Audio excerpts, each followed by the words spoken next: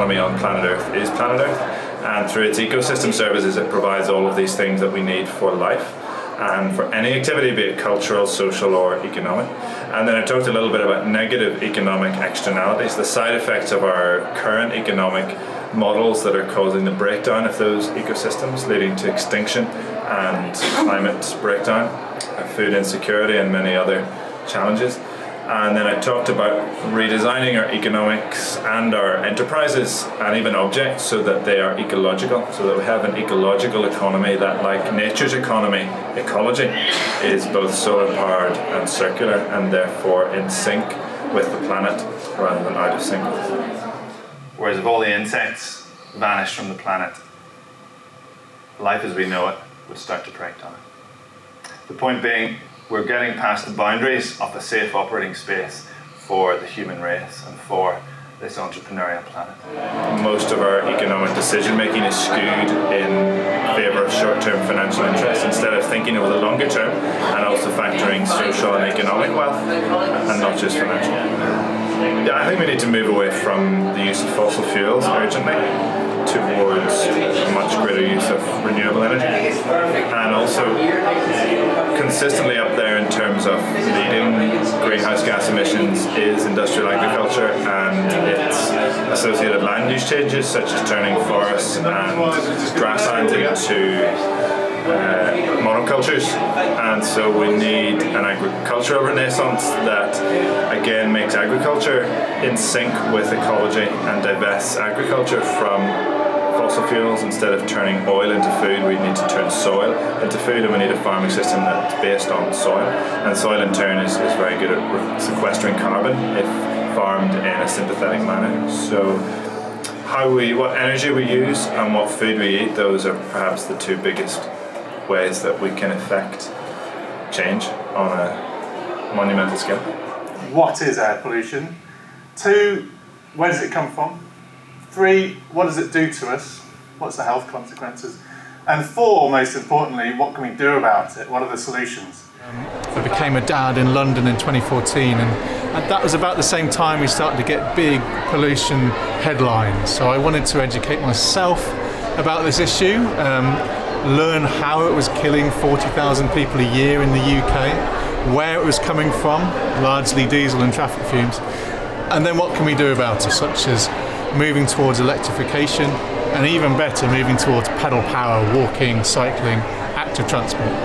As ever, the biggest obstacles are changing the status quo. So we have this heavy traffic-based system, petrol and diesel-based system, that it's hard to get people to change what they've been doing for so long. But we have the health evidence now. We know how many people are dying from this. We also know how many people's quality of life is being reduced by air pollution. We need to reduce combustion in the areas that we live and breathe. And the difficulties in doing that is basically getting people to hear this message. And once they've heard it, they quite often do see the point of things like cycle lanes, active transport, and electric heating rather than burning solid fuel. You can clean the air in the area that you live with a bit of community action. So perhaps it could be moving towards car clubs rather than car ownership. Perhaps it could be about getting politicians to hear this message about cycle lanes, about improving pedestrianisation. So there's ways we can protect ourselves, but also there's a big message we need to get onto politicians to change things within our urban areas. According to the World Health Organization, 1/3 of all deaths from strokes, from lung cancer and heart disease are caused by air pollution. So these are huge numbers. So making those links, helping people become aware of those links between heart disease and lung disease and air pollution are really important. Then I think politicians get the message, because this is about health first and foremost. It is an environmental catastrophe as well, but it's also a health catastrophe, and I think that's what makes people wake up to this issue more than anything else. And by the way, the actions you take to clean up air pollution are also the same actions we need to take to solve global warming. The UK has a story to tell about air quality. We had the great smogs in London in the 1950s.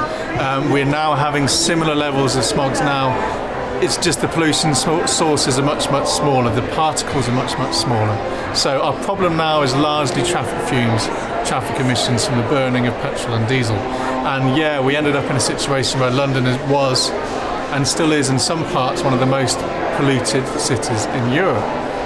The way we beat that is by increasing walking and cycling rates and increasing public transport rates and electrifying that public transport where we can. So the UK, this is a big issue here, we have to tackle it now.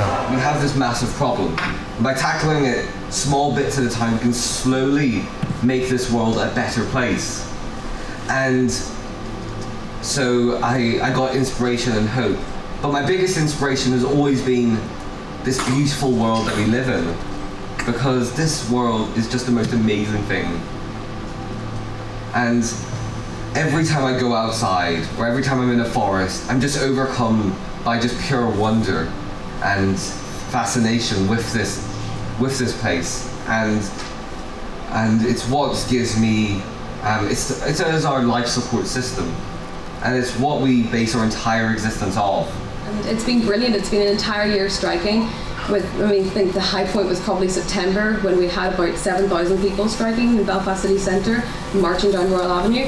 And it's been incredible. At the first strike, the last February, there were about 10 of us. And from going from 10 to 7,000 people, it's an incredible jump. So I would say to the adults that you have the power to stop this. The world leaders, the politicians, the people, the adults can change this. We just need to try and influence and inspire you guys to do it for us, because we're too young. But I think one really, really important thing that people are missing out on is just that element of education locally. We have local examples of just like infrastructure industry destroying natural landscapes. A good example of that is the Lochbeg wetlands, and we also have Packham Point mining as well. These are just two local examples of our precious natural habitats being completely destroyed and species being wiped out. And people just don't know about it, they don't really hear about it that much.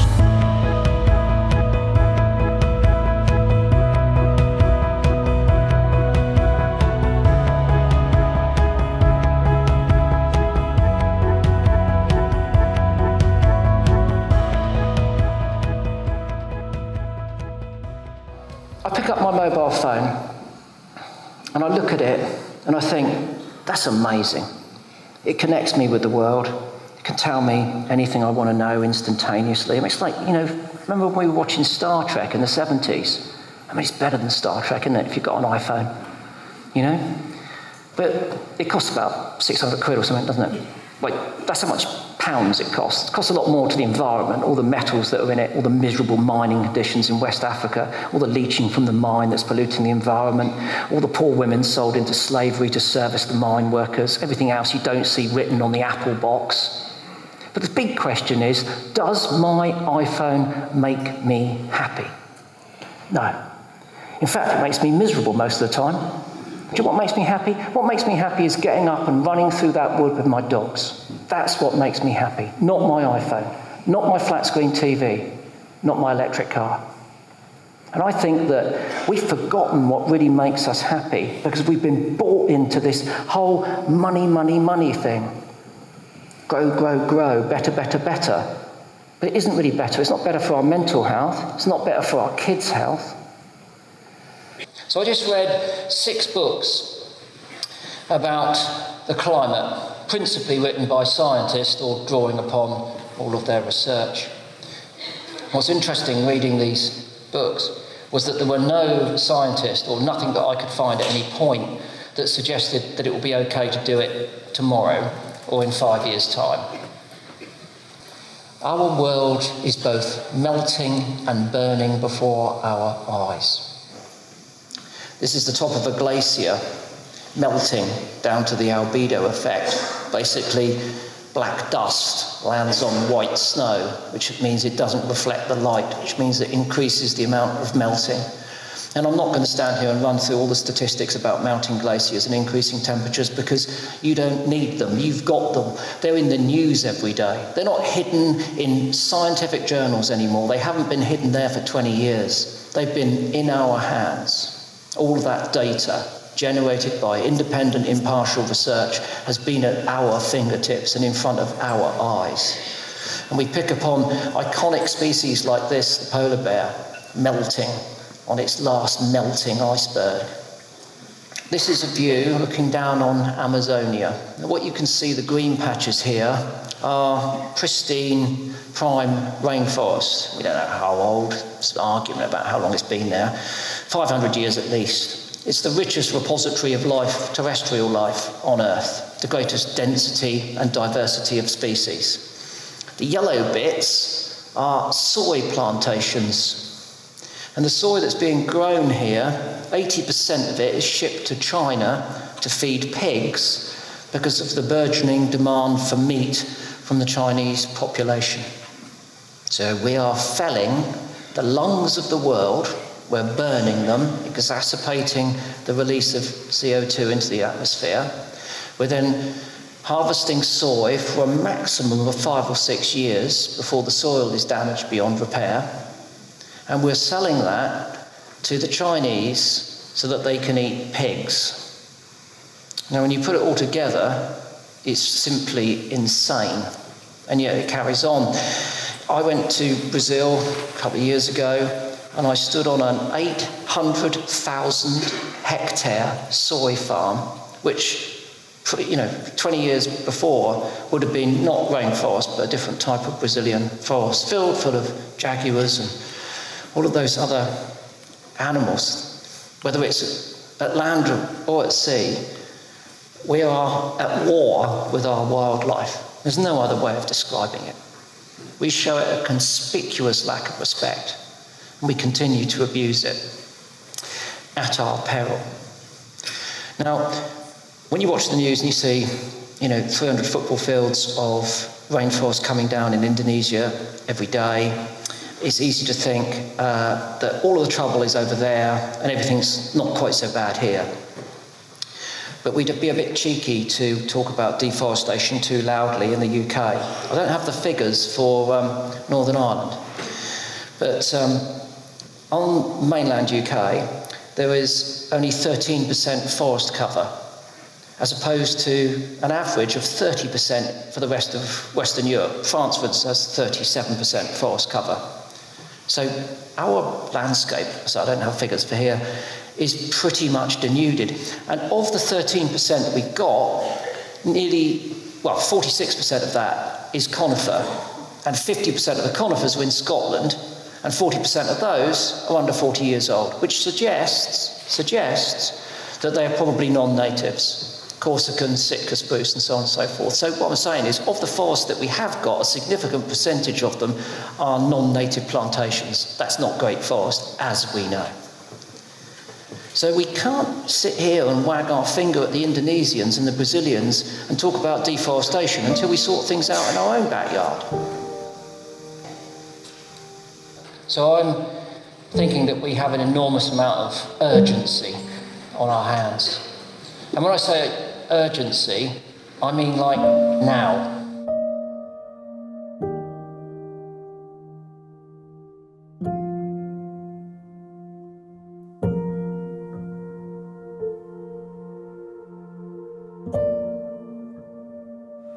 It's all well and good, all of these things that nature does for us, all of these things that we cannot live without, this incredible productivity of the world's most productive economy, planet Earth. But something's not right. And we know that, we hear it every day in the news, we can see it happening right around the world. Those ecosystems are starting to break down under the pressure of negative human activity. These death figures you might hear of 4.2 million people dying a year globally from outdoor air pollution, 7 million if you include indoor air pollution.